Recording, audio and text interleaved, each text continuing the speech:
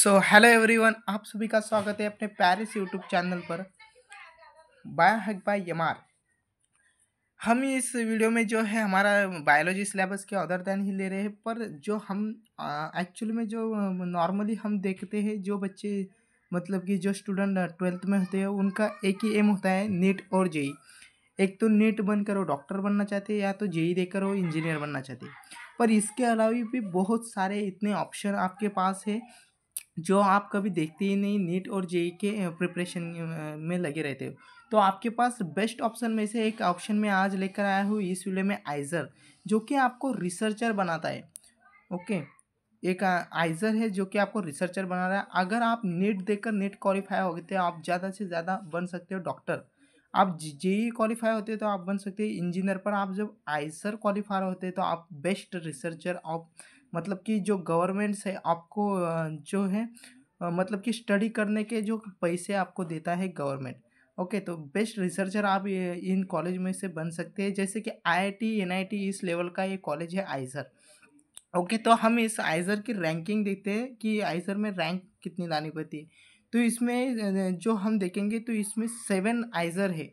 आइजर पुणे, आइजर कोलकाता, आइजर मोहाली, आइजर भोपाल, आइजर तिरुवनंतपुरम, आइजर तिरुपति, आइजर बरहमपुर।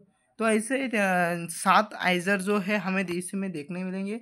और इसकी जो रैंक है जिस मतलब कि पुणे इसकी मतलब कि जो आइजर पुणे हो बेस्ट आइजर है इन 7 में से। ओके, तो नेक्स्ट हम देखेंगे आइजर क्या है। तो आइजर है Indian institute of science education and researcher.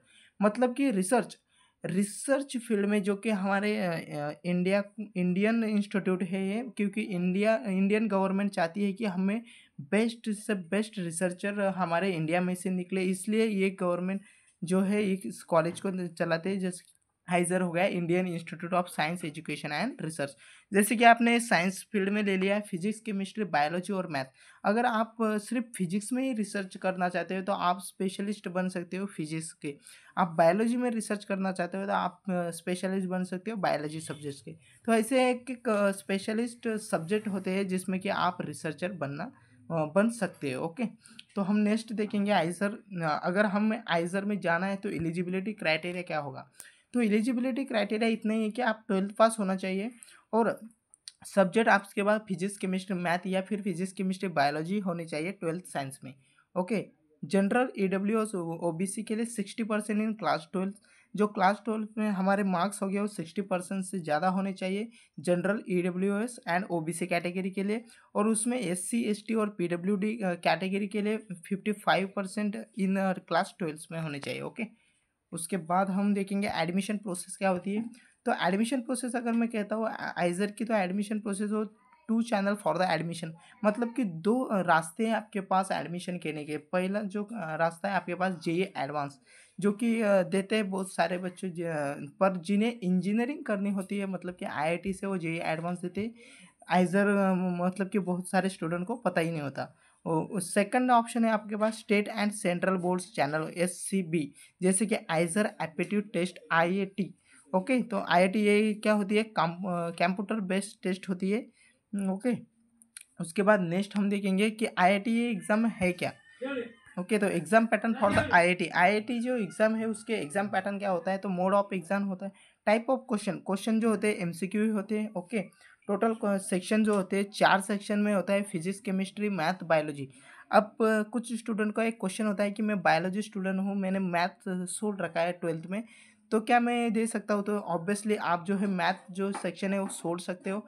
Okay, और अगर आप मैथ के स्टूडेंट हो तो आप बायोलॉजी वाला सेक्शन छोड़ सकते हो। ओके, और उसके बाद देखेंगे क्वेश्चन पर सेक्शन। पर सेक्शन जो हो गया वो 15 क्वेश्चन हो गए। ओके, नंबर ऑफ क्वेश्चन आपके आगे 60 क्वेश्चन आपके हो गए। ओके, मतलब कि एक सेक्शन जो 15 मार्क्स का, तो ऐसे 4 सेक्शन आपके हो गए 60 मार्क्स के। ओके ओके, तो टोटल मार्क्स है 180 मार्क्स का पूरा पेपर आप आ गया। नेगेटिव मार्किंग अगर आप देखोगे तो एक रॉन्ग आंसर अगर आप करोगे तो 0.75 आपकी मतलब कि जो है नेगेटिव मार्किंग वहाँ पर कंसिडर की जाएगी। ड्यूरेशन ऑफ एग्जाम, एग्जाम की ड्यूरेशन क्या है, तो 3 हॉर्स का है एग्जाम है। उसके बाद सिलेबस क्या होता है, तो सिलेबस है आपका एनसीईआरटी 11 और 12 की। तो वही सिलेबस है, सब रूट वही है, एग्ज़ाम पैटर्न भी सिंपल सा ही एमसीक्यू पैटर्न है। जेई और नीट की जैसा ही है, मतलब कि जो नीट है हमारी वो पेपर पेन की होती है, ऑफलाइन मोड में होती है। पर जो हमारी जेई होता है कंप्यूटर बेस्ड टेस्ट जैसी, वो उसी तरह ये जो है हमारी आईआईटी है। बट हम जो होते हैं इसे इग्नोर करते हैं, पर इसे इग्नोर नहीं करना चाहिए क्योंकि ये बेस्ट ऑप्शन है आप अदर देन नीट और जेई को। क्योंकि एक्चुअल में जो है नीट और जेई में बहुत कंपटीशन जो है बढ़ चुका है। पर हमें जो है बेस्ट रिसर्चर गवर्नमेंट को प्रोवाइड करना है इंडिया को। तो उसके लिए इंडिया क्या मतलब कि जो इंडियन गवर्नमेंट है वो क्या करती है कि 80,000 से 1 लाख तक की जो स्कॉलरशिप है वो स्टूडेंट को प्रोवाइड करती है इन आइजर जैसे कॉलेज में पढ़ाई करने के लिए। उसके बाद नेक्स्ट देखेंगे कि इसकी सीट मैट्रिक्स कितनी है। तो आइज़र जैसे जैसे आइज़र है, मतलब कि 7 आइज़र हमारे उसमें सीट कितनी अवेलेबल है। तो अगर हम बरहानपुर में देखें आइज़र बरहानपुर, तो 224 सीट जो है अवेलेबल है। आइज़र भोपाल में देखें तो 252 है। आइज़र कोलकाता में देखें तो आइज़र कोलकाता में 250 ओके 250 सीट अवेलेबल है। आइज़र मोहाली में देखें तो 244। आइज़र पुणे में देखें तो 286 ओके। तो आइज़र तिरुवनंतपुरम में देखें तो 302 सीट अवेलेबल है। और आइज़र तिरुपति में देखता हूँ तो 174 इतनी सीट अवेलेबल है। तो मेरे हिसाब से तो मतलब कि नीट और जेई से भी बेस्ट ऑप्शन आपको यहाँ पर दिखाई दे रहा है, क्योंकि जो है स्कॉलरशिप भी बेस्ट है और आप जो है रिसर्चर बनते हो। और आपकी अगर जॉब रिसर्चर में लगती है तो 80,000 मतलब कि 80,000 से आपकी जो है सैलरी स्टार्टिंग सैलरी आपको मिलती है। और जो सीआरपीएफ की फौज होती है वो आपको as a security guard provide करी जाती है। और बंगला गाड़ी वो भी आपको मिलती है ओके, तो रिसर्चर बनने के बाद ओके। तो बेस्ट ऑप्शन मुझे दिखाई दे रहा है other than NEET and JE okay. Thank you so much.